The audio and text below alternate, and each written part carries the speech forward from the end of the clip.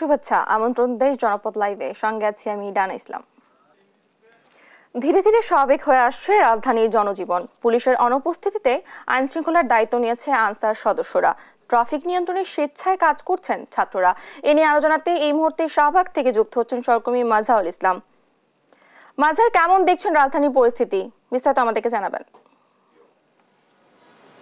জি, আপনাকে ধন্যবাদ। আপনি যেমনটা বলছিলেন যে রাজধানীর অবস্থা কিন্তু আস্তে আস্তে স্বাভাবিক হতে শুরু করেছে। আপনি জানেন যে গত 5 তারিখের পর থেকে ছাত্র আন্দোলনের পরে শেখ হাসিনা সরকারের পদত্যাগের পরে দেশে যে একটা অস্বাভাবিক অবস্থা তৈরি হয়েছিল সেটি কিন্তু আস্তে আস্তে স্বাভাবিক হতে শুরু করেছে এবং রাজধানীর শাহবাগের এখনকার যে অবস্থা এবং গতকালকের যে অবস্থা একটু হলেও ভিন্ন ছিল। মানুষের মনে যে ভয় বা ভীতি ছিল, এই আতঙ্ক কাটিয়ে মানুষ কিন্তু আবার তাদের প্রয়োজনে বাইরে বের হতে শুরু করেছে এবং রাজধানী ঢাকার যে স্বভাবগত বৈচিত্র্য বা চিত্র আমরা দেখি সেটি কিন্তু আস্তে আস্তে ফুটতে শুরু করেছে। এর আগে আপনাকে বলেছিলাম যে রাজধানীর বিভিন্ন অঞ্চলে আমরা কিন্তু মানুষকে বের হতে দেখেছি এবং দোকানপাট খুলতে দেখেছি এবং শাহবাগের অবস্থাটাও তার ব্যতিক্রম নয়। এখানে মানুষ দেখছি, গাড়ি ঘোড়া দেখছি এবং শাহবাগের স্বভাবগত যে চিত্র থাকে সেটি কিন্তু একটা দেখতে পাচ্ছি। আপনি জানেন যে এই মুহূর্তে কিন্তু আইন শৃঙ্খলা রক্ষার দায়িত্বে পুলিশ নেই, যার ফলশ্রুতিতে গতকালকে কিন্তু আনসার সদর দপ্তর থেকে বলা হয়েছিল যে আনসার প্রতিরক্ষা বাহিনী যারা আছে তারা মূলত রাজধানী ঢাকার ট্রাফিক ব্যবস্থাপনার দায়িত্ব নেবে এবং সকাল থেকে কিন্তু আমরা সেটির প্রমাণও দেখতে পেয়েছি এবং তাদের সাথে কিন্তু কাজ করছেন ছাত্র জনতা, সাধারণ মানুষ এবং রেড ক্রিসেন্টের সদস্যরা।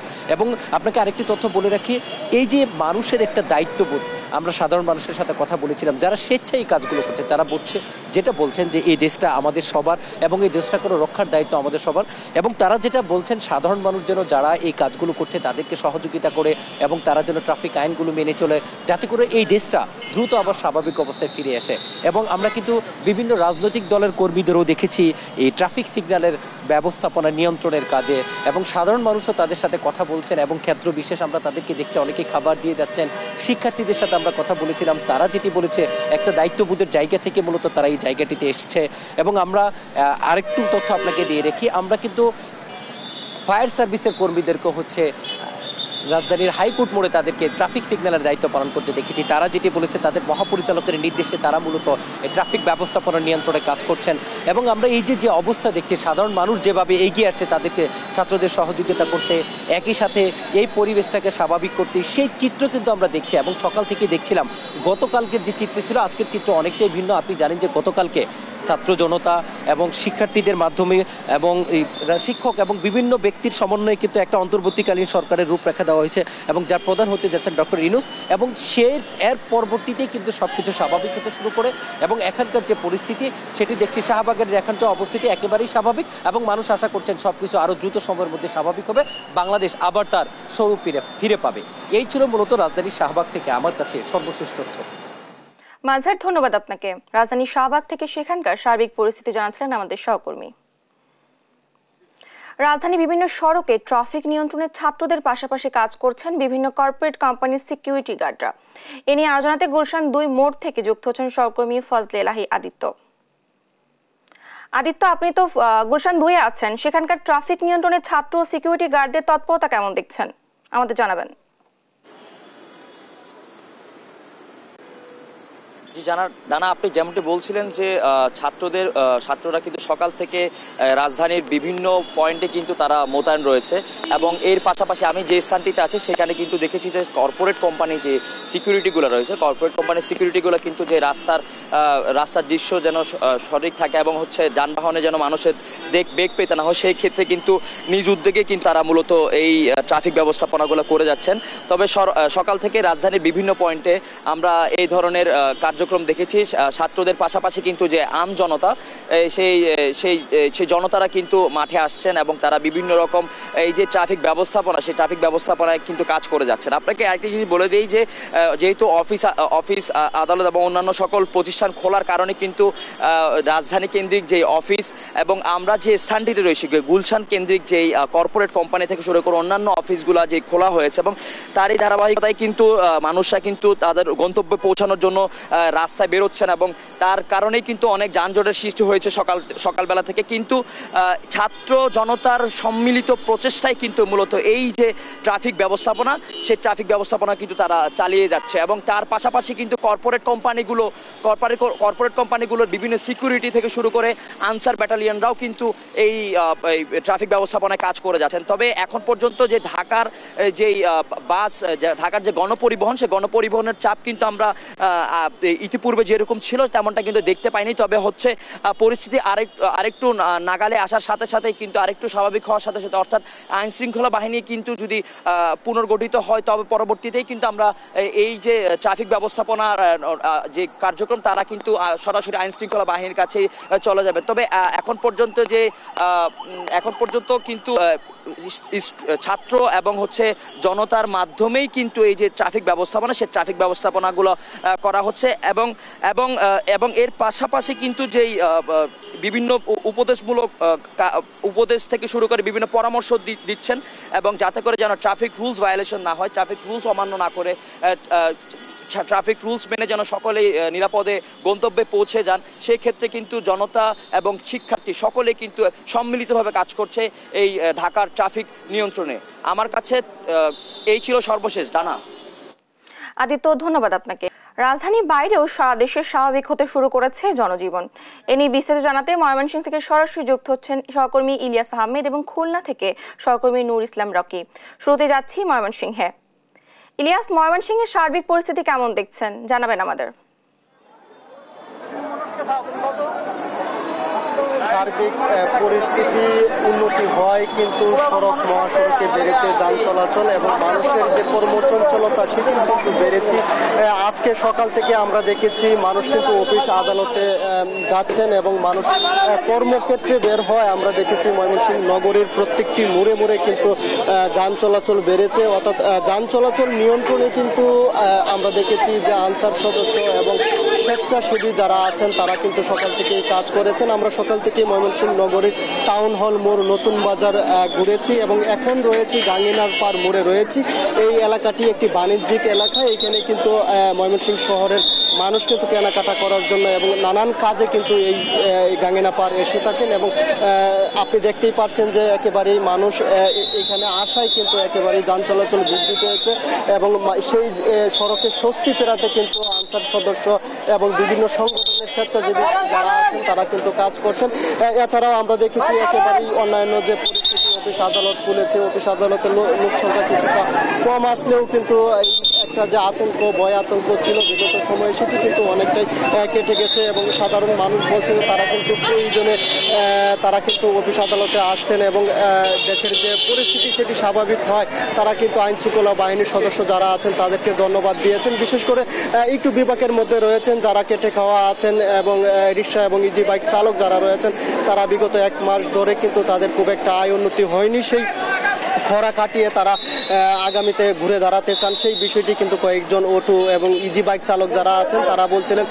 এছাড়াও দোকানপাট কিন্তু আজকে দেখেছি প্রায় প্রত্যেকটি মার্কেটের দোকানপাট খোলা রয়েছে এবং আইন শৃঙ্খলা বাহিনীর ব্যাপক তৎপরতার কারণে দোকান মালিক যারা আছেন তারা বলছেন যে পরিবেশ পরিস্থিতি উন্নতির দিকে যাওয়ায় তাদের যে ব্যবসা বাণিজ্য সেটি কিন্তু জমে উঠবে, সেই প্রত্যাশা কিন্তু তারা রাখছিলেন। আমরা দেখেছি যে বৈষম্য বিরোধী ছাত্র আন্দোলনের সমন্বয়করা যারা আছেন তারাও কিন্তু মানুষের সার্বিক নিরাপত্তা জোরদার করতে প্রশাসনের পাশাপাশি তারাও কিন্তু বিভিন্ন এলাকায় কাজ করে যাচ্ছেন এবং মানুষের মধ্যে কর্মচঞ্চলতা ফেরাতে তাদের যে তৎপরতা সেটিও কিন্তু আমরা লক্ষ্য করেছি এবং মানুষের মধ্যে যে উচ্ছ্বাস আনন্দ, অর্থাৎ দীর্ঘদিন পর মানুষ কিছুটা স্বস্তিতে রয়েছে সেই বিষয়টি কিন্তু তারা বলছিলেন এবং তারা বলছেন যে আগামীর বাংলাদেশ নতুন এক বাংলাদেশ হবে এবং অর্থনৈতিক উন্নয়ন অগ্রযাত্রাকে কিন্তু সামনের দিকে আরও যাবে, এই নতুন বাংলাদেশে সেই প্রত্যাশা কিন্তু তারা রাখছেন। এবং আমরাও দেখেছি বৈষম্য বিরোধী ছাত্র আন্দোলনের সমন্বয়ক যারা রয়েছেন তারা কিন্তু দাবি জানিয়েছেন আগামীর বাংলাদেশকে নতুন করে ঢেলে সাজানোর জন্য এবং মানুষের মধ্যে যেন কোনো বৈষম্য ভেদাভেদ না থাকে সেই বিষয়টি কিন্তু তারা বলছিলেন এবং তারা বিশেষ করে বলছেন মত প্রকাশের স্বাধীনতা যেন প্রত্যেকটি মানুষের মধ্যে থাকে সেই আহ্বান কিন্তু তারা জানিয়েছে। বিশেষ করে সার্বিক পরিস্থিতি নিয়ে এই ছিল আমার কাছে ময়মনসিংহ থেকে সর্বশেষ তথ্য। দর্শক, আমরা এই বিষয়ে জানতে এখন চলে যাব খুলনায়, সেখান থেকে যুক্ত হবেন আমাদের আরেক সহকর্মী নূর ইসলাম রকি।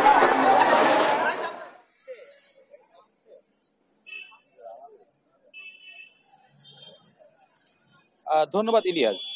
খুলনায় কিন্তু আসলে আমরা যেটা দেখতে পাচ্ছি যে আইন শৃঙ্খলার যে অবস্থা সেটা কিন্তু আসলে বহাল আছে। খুলনার সড়কগুলোতে কিন্তু সেনাবাহিনী, বিজিবি সহ অনেক প্রশাসনের টহল আছে। পাশাপাশি একটু বলতে চাই যে খুলনার পরিবেশ পরিস্থিতি কিন্তু আগের থেকে অনেক বেশি স্বাভাবিক। আজ কিন্তু সড়কে আসলে যানজট দেখা যাচ্ছে, মানে প্রচুর পরিমাণ সাধারণ মানুষ রাস্তায় বেরিয়েছে, তারা তাদের নিত্য প্রয়োজনীয় যেই কাজ সেগুলা আসলে তারা করছে। পাশাপাশি আমরা খবর নিয়েছি সরকারি বেসরকারি যে প্রতিষ্ঠানগুলো আছে এই প্রতিষ্ঠানগুলোতে কিন্তু আসলে কর্মকর্তা কর্মচারীরা চলে এসেছে এবং সাধারণ মানুষের ভিতর একটা উচ্ছ্বাস আসলে দেখা দিয়েছে এবং বিভিন্ন রাজনৈতিক দলের যে অফিসগুলায় সেইখানে কিন্তু আসলে সাধারণ নেতা কর্মীরা তারা আনন্দ উল্লাস করছে। সব মিলায় যদি আমরা একটু বলতে পারি যে এই মুহূর্তেও কিন্তু এখন সাধারণ মানুষ তারা কিন্তু আনন্দ উৎসব পালন করছে এবং প্রচন্ড পরিমাণ লোক আসলে বাইরে বের হয়েছে। সড়ক থেকে শুরু করে বাজারগুলোতে কিন্তু সাধারণ মানুষ তারা তাদের নিত্য প্রয়োজনীয় যে কাজ সেটা করছে। মানুষের ভিতর এক ধরনের উচ্ছ্বাস আসলে প্রকাশ দেখা দিয়েছে। আমরা এখন কথা বলবো একজনের সাথে। আপনার নামটা একটু বলবেন? আমার নাম আনন্দ পাল। কি অবস্থা একটু বলেন। আমাদের দেশের প্রেক্ষাপটে এখন দেখা যাচ্ছে আমরা খুব শান্তি শৃঙ্খলা ভাবে চলাফেরা করতে পারছি। বাজার ঘাট, রাস্তাঘাট যেখানেই বলেন আমরা এখন খুব শান্তিতে মানবিক ভাবে অনেক মস্তিষ্ক ফ্রি ভাবে আমরা চলাফেরা করতে পারছি। আমাদের কোনো বাধা বিঘ্ন বা কোথাও কোনো সমস্যা, হয়রানিমূলক কোনো কাজ কিছুই হচ্ছে না। আমরা এখন বাংলাদেশের মানুষ। ধন্যবাদ। দর্শক, আপনারা যেমনটি শুনলেন যে সাধারণ মানুষ যেটা বলছে তারা কিন্তু আসলে আনন্দ উচ্ছ্বাস এবং স্বাধীনভাবেই শহরে সকল কর্মকাণ্ড করছে। তারা বাজার ঘাট, রাস্তাঘাটে চলাচল করছে। আপনারা দেখতে পাচ্ছেন যে খুলনা শহরে আজকে যে রাস্তাঘাট, এই রাস্তাঘাটে কিন্তু প্রচন্ড পরিমাণ যানজট দেখা দিয়েছে এবং সর্ব ধরনের যানবাহন, ইজি বাইক, মাহেন্দ্র, বাস, ট্রাক, ভ্যান, রিক্সা যারা আছে তারা কিন্তু আসলে রাস্তায় বেরিয়েছে। তারা তাদের নিত্য প্রয়োজনীয় যে কাজ তারা করার জন্য আসলে বের হয়ে গিয়েছে। আর একটু কথা বলে রাখি যে দুই একটি জায়গায় বিচ্ছিন্ন যে সরকারি অফিসগুলোতে আছে এই অফিসগুলোতে কিন্তু আসলে দেখা যাচ্ছে যে সরকারি কর্মকর্তারা থাকলেও তাদের মধ্যে একটু থমথমে বা আতঙ্ক আছে। ডানা, খুলনা থেকে এটা ছিল আমার কাছে সর্বশেষ সংবাদ। ধন্যবাদ আপনাদেরকে। ময়মনসিংহ খুলনা থেকে সেখানকার সার্বিক পরিস্থিতি জানাচ্ছিলেন আমাদের সহকর্মীরা। আবার ঢাকার বাইরে আইন শৃঙ্খলার সড়ক পরিস্থিতি জানবো। এবার বরিশাল থেকে আমাদেরকে সেখানকার আইন শৃঙ্খলা পরিস্থিতি জানাচ্ছিলেন সহকর্মী শফিক মুন্সি। বরিশালের আইন শৃঙ্খলা রক্ষা একটা অভূতপূর্ণ বিষয় আমাদের চোখে প্রতীয়মান হয়েছে। বিষয়টা এমন যে সাধারণ মানুষ যারা তারা কিন্তু বরিশালের আইন শৃঙ্খলা রক্ষায় তারা মাঠে নেমেছে। আমরা যেটা দেখেছি যে গতকাল বরিশাল বিশ্ববিদ্যালয়ের অনেক শিক্ষার্থীরা তারা বিশ্ববিদ্যালয়ের বাসে করে কিন্তু বরিশাল নগর প্রদক্ষিণ করেছে এবং সেখানে তারা মাইকিং করেছে।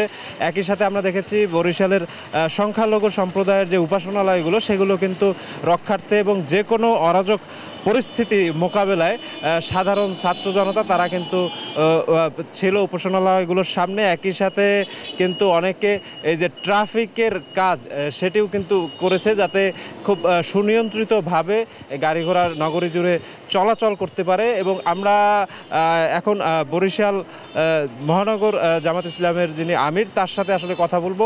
যে অনেক রাজনৈতিক দলের নেতৃবৃন্দরাও তো নগরের শান্তি শৃঙ্খলা রক্ষায় মাঠে নেমেছে। আপনাদের দলের আসলে কি কি পদক্ষেপ নিয়েছেন একটু খুব সংক্ষেপে আমাদেরকে বলবেন। জি, আসসালামু আলাইকুম রহমতুল্লাহ বারাকাতুহু। আলহামদুলিল্লাহ, দেশ একটা নতুন স্বাধীনতার স্বাদ পেয়েছে। আমরা ছাত্র জনতাকে অভিনন্দন জানাই, বিশেষ করে আমাদের ছাত্র সমাজ যারা এই কাজে ভূমিকা রেখেছেন। আপনারা জানেন যে এই ঘটনার পরে দেশে কিছু আইন শৃঙ্খলাজনিত সমস্যার সৃষ্টি হয়েছিল। আমরা আমাদের জনগণকে আহ্বান জানিয়েছি এবং আমাদের সমস্ত কর্মীদেরকে দায়িত্ব দিয়েছি দেশের কোনো সরকারি বেসরকারি স্থাপনা, সংখ্যালঘুদের বাড়িঘর কোনো জায়গায় কোনো ধরনের কোনো অপ্রীতিকর ঘটনা না ঘটে সেজন্য আমাদের কর্মী বাহিনীকে প্রস্তুত রাখা হয়েছে। আমরা জনগণকে আহ্বান জানাবো, কোথাও কোনো দুষ্কৃতিকারীর কোনো লক্ষণ আপনারা দেখতে পারলে আমাদেরকে জরুরি ভিত্তিতে জানালে আমরা সেখানে তড়িৎ পদক্ষেপ গ্রহণ করব। আমরা প্রশাসনকেও বলেছি যে আপনারা নির্ভয়ে কাজ করুন। আপনাদের যে কোনো কাজে আমরা আমাদের সংগঠনের সমস্ত জনশক্তি, সমস্ত শক্তিকে ব্যয় করে আমরা আপনাদের পাশে আছি। আপনারা সরকারি দায়িত্ব, বেসরকারি দায়িত্ব, যার যেখানে দায়িত্ব আছে আপনারা নির্ভয়ে নির্বিঘ্নে সে দায়িত্ব পালন করুন। আমরা সর্বোত্তম আমরা আসলে যেমনটি দেখছিলাম যে বরিশালের বিভিন্ন রাজনৈতিক সংগঠনের পক্ষ থেকেও কিন্তু পুনরায় শান্তি শৃঙ্খলা ফিরিয়ে আনার চেষ্টা চলছে এবং একই সাথে আমরা যেটা দেখেছি যে আজ কিন্তু বরিশালের অফিস আদালত যেগুলো আছে সেগুলো খুলে গেছে। বরিশালের যান চলাচলও কিন্তু স্বাভাবিক রয়েছে। পণ্য পরিবহন যেটি সেটিও কিন্তু আগের যে মাত্রা সেই মাত্রায় ফিরিয়ে আনার কাজ করছে প্রশাসন এবং একই সাথে সেনাবাহিনীর টহল টিম কিন্তু নগর জুড়ে কাজ করছে আনসার সদস্যরাও। তো এই ছিল আমার কাছে বরিশাল থেকে সর্বশেষ। নিত্য প্রয়োজনীয় পণ্য সহ বাজারের সার্বিক পরিস্থিতি জানাতে হবিগঞ্জ থেকে যুক্ত হচ্ছেন সহকর্মী আমির হামজা এবং সুনামগঞ্জ থেকে মেহেদি হাসান। প্রথমে সরাসরি যুক্ত হব হবিগঞ্জের সঙ্গে। হামজা, মাছ মাংসের বাজার দর কেমন দেখছেন, এ নিয়ে কি বলছেন ক্রেতা বিক্রেতারা? আসলে দেখুন, আসলে হবিগঞ্জে কিন্তু যে বাজারের পরিস্থিতি স্বাভাবিক রয়েছে। আমরা বাজার ঘুরে দেখেছি আজকে মাছ মাংস বাজারও কিন্তু যে গত এক সপ্তাহের ব্যবধানে আজকেও কিন্তু বাড়েনি। তবে আমরা নিত্য প্রয়োজনীয় পণ্যের যে বাজার সেটি একটু জানাতে চাই। আমরা আজকে দেখেছি নিত্য প্রয়োজনীয় পণ্য পেঁয়াজ, যেটি আসলে পেঁয়াজের বাজার কিন্তু 110 টাকা কেজিতে বিক্রি হচ্ছে এবং রসুন বিক্রি হচ্ছে 200 টাকা কেজিতে এবং মসুর ডাল বিক্রি হচ্ছে 120 টাকা, ছোলা বিক্রি হচ্ছে 140 টাকা, বুটের ডাল বিক্রি হচ্ছে 85 টাকা এবং চিনি বিক্রি হচ্ছে 130 টাকা কেজিতে। পাশাপাশি চাল যেটি আসলে 28 সেটি কিন্তু বিক্রি হচ্ছে 58 টাকা এবং আসলে 29 বিক্রি হচ্ছে 60 টাকা কেজিতে এবং পাশাপাশি চিনি গুঁড়া চাল কিন্তু আসলে বিক্রি হচ্ছে 85 টাকা কেজিতে। আদা বিক্রি হচ্ছে 260 টাকা কেজিতে। আসলে যেটি ব্যবসায়ীরা বলছেন এখন পর্যন্ত আসলে যদি বাজারের যে পরিস্থিতি সেটি যদি স্বাভাবিক থাকে তাহলে কিন্তু আসলে পরিস্থিতি যদি যে অস্থিতিশীল পরিস্থিতি সেটি স্বাভাবিক থাকলে কিন্তু আসলে নিত্য প্রয়োজনীয় পণ্যের দাম কিছুটা কমতে পারে। পাশাপাশি যেটি আসলে মশলার বাজার সেটিও কিন্তু আসলে স্থিতিশীল রয়েছে, যদি পরিস্থিতি স্বাভাবিক থাকলে তাহলে কমতে পারে। তো এই ছিল আমার কাছে হবিগঞ্জ থেকে সবশেষ যেটি আসলে নিত্য প্রয়োজনীয় পণ্যের বাজারের সবশেষ খবর। আমরা এখন যেতে চাই সুনামগঞ্জে, সেখানে রয়েছেন আমাদের সহকর্মী মেহেদি হাসান। তিনি জানাবেন সেখান থেকে যে আজকের নিত্য প্রয়োজনীয় পণ্যের বাজার দর। হামজা, আপনি জানেন যে যেমনটা আপনি বলছিলেন যে গত কয়েকদিনের যে দেশের যে অস্থিতিশীল পরিস্থিতি, সেই পরিস্থিতির কারণে কিন্তু সুনামগঞ্জেও প্রভাব পড়েছিল এবং সুনামগঞ্জের যে বাজার, নিত্যপণ্যের যে বাজার আছে সেখানে কিন্তু ব্যাপক প্রভাব পড়েছিল এই অস্থিতিশীল পরিবেশের কারণে। কিন্তু এখন যদি আপনাকে আমি এখনের যে চিত্রটা আসলে সেটা একদম ভিন্ন। এখন যে সে বাজারে স্বস্তি ফিরেছে এবং মানুষজন স্বস্তিতে বাজার করছেন এবং আমরা কথা বলেছিলাম সুনামগঞ্জের যে ক্রেতারা আছেন, যে সে নিত্যপণ্য যারা কিনতে আসছেন, সবজি কিনতে আসছেন, মাছ কিনতে আসছেন, মাংস কিনতে আসছেন, তারা বলছেন যে গত কিছুদিন আগে যে পণ্য তারা বেশি দামে কিনতে হচ্ছে, আজকে সেটি প্রায় অর্ধেক দামে নেমে এসেছে। তার কারণ হিসেবে তারা বলছেন হয়তো তাদের বিভিন্ন ধরনের সিন্ডিকেটের হাত থেকে বাজারটি মুক্ত হয়েছে বলে হয়তো এই পণ্য কম দামে কিনতে পারছে। আমরা ব্যবসায়ীদের সাথে কথা বলছিলাম, আজকে গত 3 দিন আগে যে কাঁচামরিচ 600 টাকা কেজি বিক্রি হয়েছে, সেই কাঁচামরিচ আজকে কিন্তু 300 টাকা কেজি বিক্রি হচ্ছে। তো বলছেন তারা হয়তো এই কাঁচামরিচের দাম আরো কমবে। লেবু গত 3 দিন আগেও কিন্তু 50 টাকা কেজি বিক্রি হয়েছিল, কিন্তু 50 টাকা হালি বিক্রি হচ্ছিল, আজকে সেটি 30 টাকা হালি বিক্রি হচ্ছে।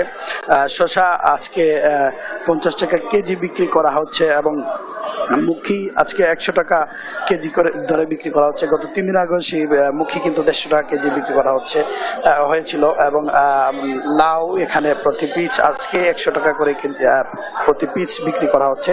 তো সব আমরা আরো ব্যবসায়ীদের সাথে কথা বলেছিলাম, তারা বলছেন আসলে বিভিন্ন ধরনের যে খরচ ছিল পণ্য পরিবহনে এবং সিন্ডিকেট ছিল, সেই কারণে কিন্তু পণ্যের দাম এই অস্থিতিশীল পরিবেশের কারণে বেড়েছিল। এখন কিন্তু তাদের এই ধরনের কোনো চাঁদা তাদের দিতে হয় না, যার কারণে আসলে কিন্তু এখন নিত্য পণ্যের দাম অনেকটাই কমেছে। তারা বলছেন পর্যায়ক্রমে পণ্যের দাম আরো কমবে। সব মিলিয়ে আসলে সুনামগঞ্জের বাজার পরিস্থিতি এখন অনেকটাই স্বাভাবিক আছে। ধন্যবাদ আপনাকে। হবিগঞ্জ, সুনামগঞ্জ থেকে সেখানকার বাজার দর পরিস্থিতি জানাচ্ছিলেন আমাদের সহকর্মীরা। এই ছিল এখনকার দেশ জনপদ লাইভ। পরে বুলেটিন দেখার আমন্ত্রণ রইল। এছাড়া দেশ টিভির সর্বশেষ সব খবর পেতে ভিজিট করুন www.desh.tv। ফেসবুকে আমাদের সঙ্গে যুক্ত থাকুন দেশ টিভি অথবা দেশ টেলিভিশন পেজে। সর্বশেষ সব ভিডিও পেতে ইউটিউবে আমাদের হ্যান্ডেল @desh television অথবা @desh tv নিউজ লিখে সার্চ করুন। ধন্যবাদ সবাইকে।